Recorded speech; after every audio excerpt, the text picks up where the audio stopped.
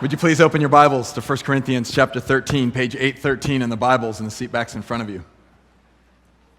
1 Corinthians chapter 13. We're going to continue in our family series, and we've been talking about family matters. We started with moms, then we went to husbands and wives. We've talked about disciple making in our home with our children and with our teens and why family matters there. Next weekend is Father's Day. We're going to talk about why dads and why men matter in the home. Last week when we talked about the single life and what it means to be single and how family matters there. Today I want to kind of take a little different approach. I want to look at what it means to be all grown up. If you're in a family with children somewhere around 15 to say, 30, we're kind of trying to find our way, looking for what does it mean to be grown up? What does grown up look like? And I want to ask you, do you remember that time in your life when you remember thinking to yourself, I'm no longer a child, I'm all grown up? Now, before you answer that question, let me ask you another question. Do you remember the time in your life when you said you were all grown up because you thought you were, but looking back at that time of your life, you weren't all grown up? So when I was 16 years old, I got my license, which at that time I informed my parents, I'm all grown up. If I've got this, that means I can go whenever I want and when I want, because it says I'm allowed to do so. And then my friend Chris and I got in my mom's 1977 Mercury station wagon, which was about as long as the stage, and went up to the top of Preston Forest Mountain in a snowstorm, put the car in neutral, and saw, let's see how fast we can go down the hill with no gas or brakes. So, was I as grown up as I thought? Probably not. 21. Took my first youth ministry position. So now I'm legit. I'm married. I have a child on the way. I have a job, like a real job, and I'm serving in a church, and we're on our first outing, and as it was a canoe trip and a couple of days of camping, and we're canoeing down the river, and this guy named Greg splashed me. He was one of the students, and I was like, oh yeah?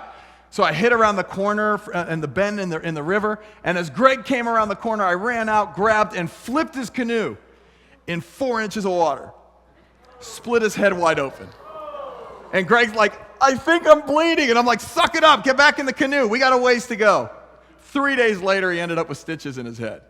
Not quite as mature and ready as I thought I was. On the flip side of that, flip side, get it? Flip. All right. On the other side of that, though, a true wake-up moment for me. We were in a move, and I was in a moving locations, and I was in the car in the front, and Gina had the kids in the van in the back. I had the car loaded with stuff, and I remember looking in the rearview mirror and thinking, everything I hold precious on this earth, everything that is of highest value to me is in that van. Nothing else on this globe comes close to what's in that van. And that was a real wake-up call for me that it was time to pay attention. And I don't think growing up, I don't think maturity is an arrival point. I think it's a process. But as we trek through life, the process does need to take place. Now, the inspiration for this message actually started listening to a man. His name was Dr. Paul Kahn. He's been a president of a university for 25 years, dealing with freshmen through doctoral students, so 18 to about 25-year-olds. He's also got a doctorate in psychology, and as he spoke, some of this kind of, what he said, sparked some things in me, and that's where this launches out of today. 1 Corinthians chapter 13, beginning with verse 1. It says, if I speak in the tongues of men or of angels, but do not have love, I am only a resounding gong or a clanging cymbal. If I have the gift of prophecy and can fathom all mysteries and all knowledge, and if I have a faith that can move mountains, but do not have love, I am nothing. If I give all I possess to the poor and give over my body to hardship, that I may boast, but do not have love, I gain nothing. Love is patient. Love is kind. It does not envy. It does not boast. It is not proud. It does not dishonor others. It is not self-seeking. It is not easily angered. It keeps no record of wrongs. Love does not delight in evil, but rejoices with truth. It always protects, always trusts, always hopes, always perseveres. Love never fails, but where there are prophecies, they will cease. Where there are tongues, they will be settled. Where there is knowledge, it will pass away. For we know in part and we prophesy in part. But when completeness comes, what is in part disappears. When I was a child, I talked like a child, I thought like a child, I reasoned like a child. When I became a man, I put these ways of childhood behind me. For now we see only a reflection as in a mirror. Then we shall see face to face. Now I know in part, then I shall know fully, even as I am known. And now these three remain: faith, hope, and love. But the greatest of these is love. Now there's a four-letter word here that Paul focuses on. What is the four-letter word? No, I'm just kidding. Yeah, it's love. It's love.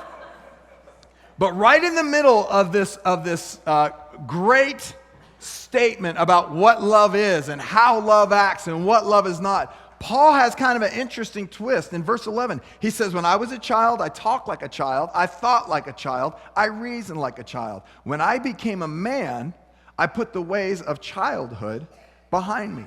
His implication with this is look, I was a kid. Even as a grown-up at some point, I acted like a kid. I thought like, I reasoned like a child. But now that I'm grown, my love is something that's out of maturity. The way I used to love, it may have been naive. It may have been out of what I could get from someone else. The way I used to love was about me. But my love has been tested. My life has shown me a thing or two about what love is. As a matter of fact, at some seasons, he may have even gotten a little jaded. When you read Paul's letters, he was abandoned quite a bit by people who said they loved him. They would stay by him. But the love I have now, Paul is saying, it doesn't quit. It doesn't run away. We'll talk about that in a moment. The love I have now is a mature love. I know feelings love, but this isn't just that. I'm not a kid anymore. And I love the progression Paul makes in different parts of this passage, from childhood to adult. From a dirty mirror where we kind of get things, to a clean mirror where it says one day we'll see face to face and we'll fully get it. And then of all the things in the world, he boils this life down to three: faith, hope, and love. And even out of these three, there's one that's of prime importance, and that's love. As we grow up, all the things in life narrow down, and we begin to realize what's truly important, and that's a stage of maturity. We're all in the process of maturing and growing in some area of our lives. But for some, your claim to be all grown up, our claim to be so mature, gets challenged each time we look in the mirror. Why is that? Let's look at three things, three indicators that we're in the process of growing up or need to. The first one is this: your decisions are from the inside and not the outside. As we mature and as we grow, whether you're 15 or 50, our decisions should be from the inside and not the outside. Paul starts by discussing a love that's an immature love. It's based on outside stuff: prophecy, tongues, giving, or even suffering to be recognized or to boast about, knowledge to impress. You may have had the highest ACT score in your high school, and it does not put you on any level higher in the area of maturity than anyone else in your school. Knowledge is not what we base our maturity on. It's a look at me mentality that Paul's talking about here. In maturity, someone doesn't have to tell you to give or tell you to help or tell you to love someone. You don't need to be seen. In maturity, that comes from the inside because you know it's what you're supposed to do. One time Jesus was at a well in the middle part of the day, and this lady comes to the well, and she's got her bucket, and she's pulling up water. And Jesus says to her, I can give you a water where you'll never be thirsty again. You'll never need a well again. And this woman's first thought is purely from the outside, purely from the physical. Awesome. That means I don't have to trek down to this well all the time. It doesn't mean I have to be subject to ridicule, which she was if you read the passage, but I don't have to be subject to ridicule every time I come down here. She said, give me some of this water.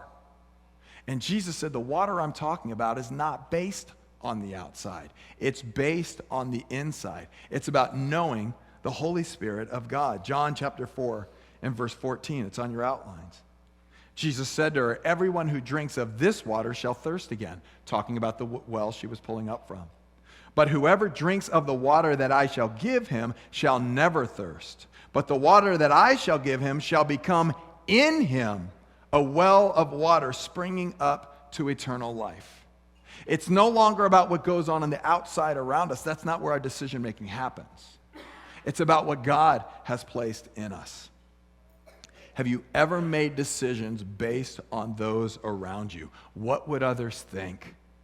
What would my status be if I don't go along or if I don't do? What am I afraid of losing? Ever done something based on outside pressure that when you look back on it, you just cringe?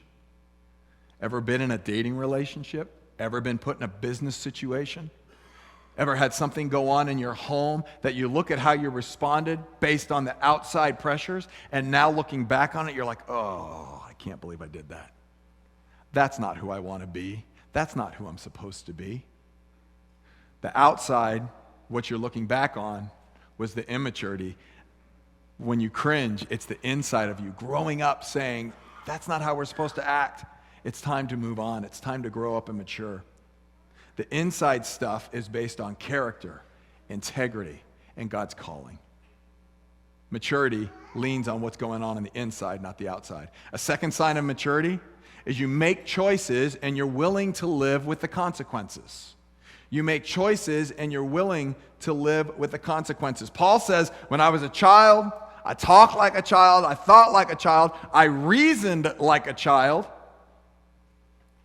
But when I became a man, I put the ways of childhood behind me. Now, you don't have to teach a child to act like a child. You don't have to go up to a 2-year-old, give them a toy, and say, now when I go to take it, I want you to say mine.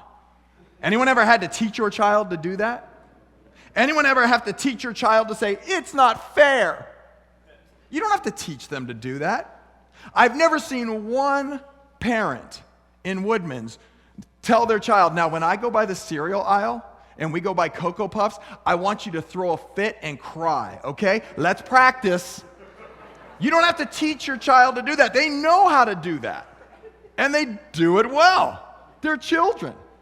We actually train that out of them. But I want it. But it's what I want to do. But it's not fair. Unfortunately, that doesn't always stop in toddlerhood.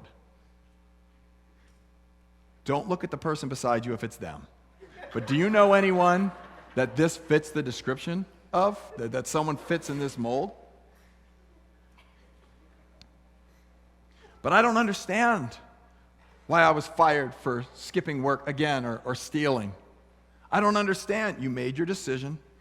You have to live with the consequences. It's my choice if I want to take care of my kids. Isn't that my call? You've made your choice. It's time to live with the consequences. I don't understand why I got kicked out of my apartment. I was only 3 months late, and I needed that Ultra HD TV. You made your decision. Live with the consequences. It's easier to run away from battles and challenges. But here's what I've learned. For me, early on is well into my 20s, I would run out of fear. I'd run out of fear of failure. I'd run out of sometimes fear of success, because where else does something go? I'd run out of fear of boredom or what people thought. But here's what I figured out. No matter where I ran, I was still there, and I was the problem. It was something in me that had to deal with the consequences of every time I left something, every time I ran from something, every time I wanted to quit. Was it always my fault? No, not always. But I had to learn to deal with the consequences of choices. I had to choose to man up. Ladies, you lady up. Can you turn to the person beside you and just tell them? If it's a man, tell them man up. If it's a lady, tell them lady up. Can you just turn and tell them, let them know? It's part of growing up. Man up, lady up. Now turn to the person on the other side of you and just say, deal with it. Deal with it. There's something going on in life that you've been running from. Deal with it. If you're wanting to claim adult status, if you're wanting to claim that you're maturing, deal with it. Learn to look in the mirror and deal with it. Don't blame your friends for what you did when you were with them. Own up. Take responsibility. Deal with it. Don't blame your boss. Stop blaming your teachers. Now, could it be your boss's fault? Sure. I'm sure if we went around the room, each of us has a story of a bad boss or a teacher that just didn't like us. Once, okay. Twice, 3 times, 4th time, you're on your own. There's one common denominator among all your bosses, and that's you. Sometimes we need to look in the mirror and we need to deal with it. I don't say this lightly because I know for some of you, the home you grew up in, there were some atrocities that went on. But for others, it was parents being parents. We just didn't like it. And you're 42. And it's time to let go of what happened then. Come out from under the umbrella of their influence, and it's time to start dealing from the inside and not the outside. Recognize the consequences of life. If you need help in that area, we have a counseling ministry here at the church. We have people who'd be glad to talk with you to be able to move on from what was to what God has for you and where He's taking you. It's part of maturing.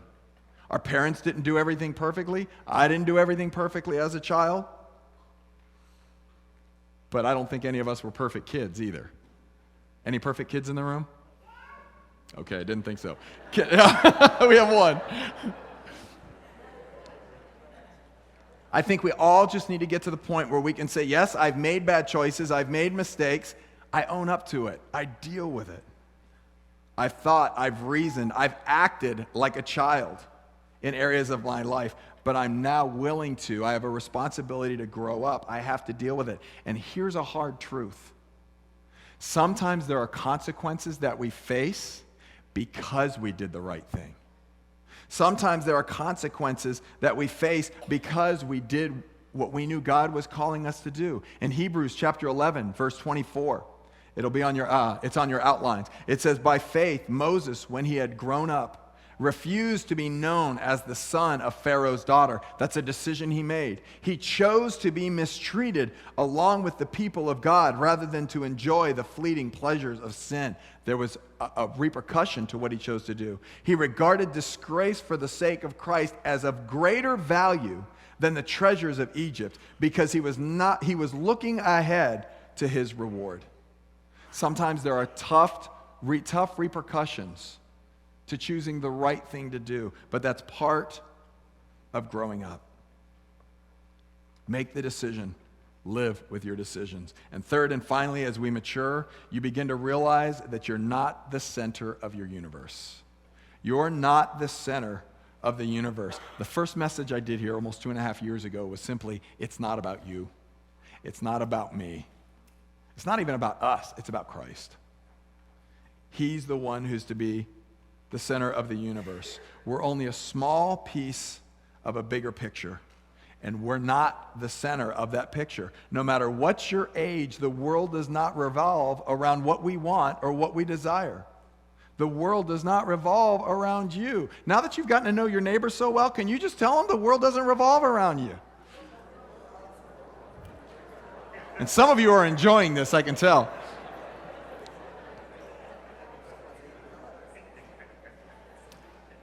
How do we know this? How do we know it's not all about us? Because Paul's last thing that he says in this chapter is the greatest of all of this thing that I've talked about, the greatest of faith, hope, and love, is love. And love involves giving. Love involves others. Love is an action we choose to show to someone else. Our part of the equation is to go beyond ourselves, giving in a way that doesn't revolve around us or what will come back to our account. It's one thing, Paul says, to give so you'll be seen. It's one thing to give so everyone will go, good job, look what you did. It's another to give because it comes from our heart, and it's what God has called us to do. I think we each know the difference here. Sometimes we give not out of love, but we give because of what we'll get from it. 1 Corinthians chapter 9, verse 19 through 23, once again on your outlines, it says, though I am free, this is Paul writing, he says, though I am free and belong to no one, I have made myself a slave to everyone to win as many as possible. To the Jews, I became like a Jew to win the Jews. To those under the law, I became like one under the law so as to win those under the law.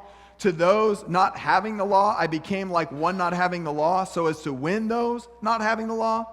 To the weak, I became weak to win the weak. I have become all things to all people, so that by all possible means I might save some. I do all of this for the sake of myself. I do all of this for the sake of the gospel, that I may share in its blessings. In the bigger picture, with the big stuff, it's not about us. The focus is on Christ, his message, and his calling. Now, why does family matter in this? Where does it fit in the big picture? First of all, you learn from an example, and you are an example. You learn from an example, and you are an example. And some of you are parents here today, maybe with teenagers, maybe some just beyond that, and you're thinking, oh, this message is for them. But I would challenge us as parents to start, once again, by looking in the mirror and take a good, hard look. How are we in the process of growing up? How are we in dealing with the consequences of our words or of our temper or of our feelings? Do we own up? Do we deal with it? We're an example.